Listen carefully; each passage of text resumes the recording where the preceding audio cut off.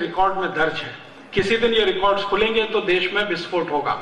3 जुलाई 1947 को एडविना और उसका पति, तथाकथित पति, सो कॉल्ड माउंटबेटन, क्योंकि माउंटबेटन एडविना के साथ कभी बेडरूम में सोया नहीं जितने दिन वो भारत में रहा। तो कौन सोता था? आप सब जानते हैं। माउंटबेटन तथाकथित पति एडविना का 3 जुलाई 1947 को अपनी पत्नी को बुलाता है और कहता है कि मैं जा रहा हूं शिमला। क्यों जा रहे हैं? अंग्रेजों के यहां से चिट्ठी आ गई है पार्लियामेंट से कि जल्दी से भारत का बंटवारा करने के लिए तैयारी करो, दोनों देशों को अलग अलग करना है। चिट्ठी आ गई है, मुझे इस पे कुछ काम करना है। तो एडविना ने पूछा काम क्या करना है? तो उनका मैं जा रहा हूं शिमला, तुम दोनों को लेके मेरे पीछे आओ। दोनों माने नेहरू और जिन्ना, इसको लेके आओ। तो एक ही दिन लाना है? नहीं नहीं, अलग अलग दिन लाना है। तो पहले पहुंच गया माउंटबेटन, पीछे से एक दिन लेके गई वो नेहरू को। नेहरू को शाम को ही इशारे इशारे में कहा गया कि आपको बंटवारे के पेपर्स पर हस्ताक्षर करने हैं। नेहरू ने कहा कि मैं नहीं कर सकता। क्यों नहीं कर सकते? तो कांग्रेस वर्किंग कमेटी में मुझे पूछना पड़ेगा। तो कांग्रेस वर्किंग कमेटी में बाद में कहना, पहले हस्ताक्षर कर दो। तो नेहरू ने कहा नहीं। और ये सब थोड़ी देर चला वार्तालाप। थोड़ी देर के बाद एडविना ने आर्म ट्विस्टिंग किया, और वो आर्म ट्विस्टिंग ये था कि मिस्टर नेहरू, अगर आप अभी साइन नहीं करते हैं तो मुझे कुछ फोटोग्राफ्स भारत की प्रेस में रिलीज करने पड़ेंगे। सही बात है। और वो फोटोग्राफ्स क्या थे? एडविना के साथ शराब पीते हुए, एडविना के साथ डांस करते हुए, एडविना के साथ पता नहीं क्या क्या करते हुए। एडविना इतनी चालाक महिला थी कि अंतरंग क्षणों को उसने फोटोग्राफी से उतरवा के रखा हुआ था, कभी भी इस्तेमाल करने के लिए। नेहरू जी परेशान हो गए कि अगर ये फोटोग्राफ्स रिलीज हो गए तो क्या होगा। इमीडिएट वो तैयार हुए और 3 जुलाई को सवेरे 2:30 बजे उन्होंने सिग्नेचर कर दिए। दिल्ली भागकर आए, कांग्रेस वर्किंग कमेटी की मीटिंग बुलाई और कहा कि मैंने तो भारत का बंटवारा स्वीकार कर लिया। तो कांग्रेस वाले परेशान हो गए कि आपने बिना हमसे पूछे। तो उन्होंने कहा हाँ, परिस्थिति कुछ ऐसी थी कि मैंने वो बंटवारा स्वीकार कर लिया।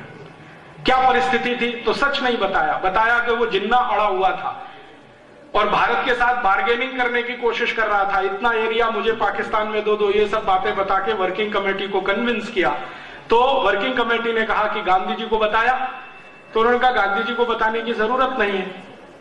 क्यों जरूरत नहीं है? तो नेहरू जी का सेंटेंस सुनिए, ये बुढ़ा खूसट, इसका दिमाग खराब हो गया है, इसको बताने से क्या फायदा है। लेकिन बात तो पहुंची गई गांधी जी तक।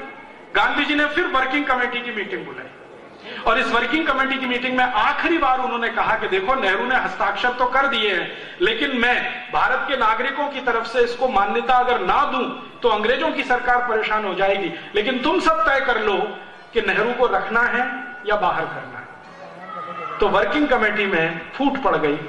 कुछ लोगों ने समर्थन कर दिया, कुछ लोगों ने विरोध कर दिया। सरदार पटेल उस समय खामोश हो गए, मौन हो गए, उन्होंने अपना ओपिनियन नहीं बताया। तो कई लोगों ने उसका अपना अपना अलग अर्थ लगाया। फिर गांधी जी ने कहा कि फिर ठीक है, तुमको जो करना है वो करो, मेरे पास आज से आना बंद कर दो। वो आखिरी दिन था। उसके बाद गांधी जी ने कांग्रेस वर्किंग कमेटी की मीटिंग में जाना और उनको अपने पास बुलाना बंद कर दिया।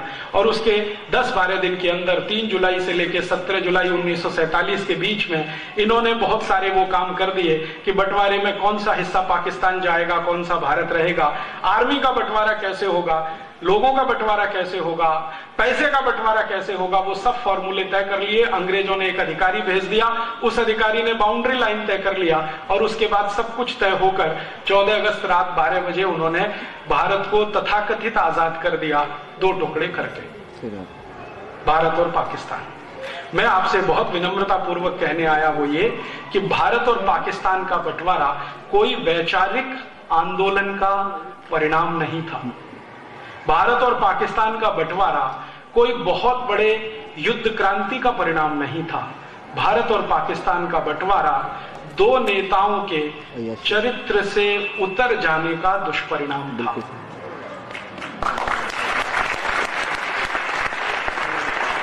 हमारे यहां यह कहा जाता है कि सामान्य आदमी दुष्चरित्र हो जाए तो उसका स्वयं का पतन होता है। लेकिन भारत के प्रधानमंत्री पद के दावेदार व्यक्ति के चरित्र का पतन हो जाए तो राष्ट्र का ही विनाश होता है।